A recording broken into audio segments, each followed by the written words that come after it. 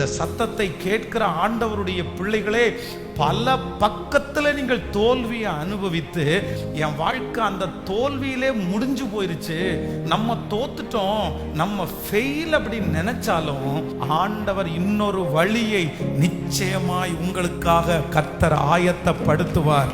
நீங்க முயற்சி எடுத்த 90% காரியங்கள் தோல்வி அடைந்திருந்தாலும் என் தேவனாகிய கர்த்தர் உங்களுக்காக ஒரு புதிய வழியை கர்த்தர் திறந்து, புதிய பாதையை திறந்து, உங்களுக்கு அனுபவமே இல்லாமல் உங்களுக்கு தெரியாத அந்த பாதையிலே நான் நம்புகிறேன் கர்த்தர் உங்களை ஜெயிக்க பண்ணுவேன் என்று வாக்கு கொடுக்கிறார். உங்கள் தோல்விகள் ஜெயமாய் மாறும்.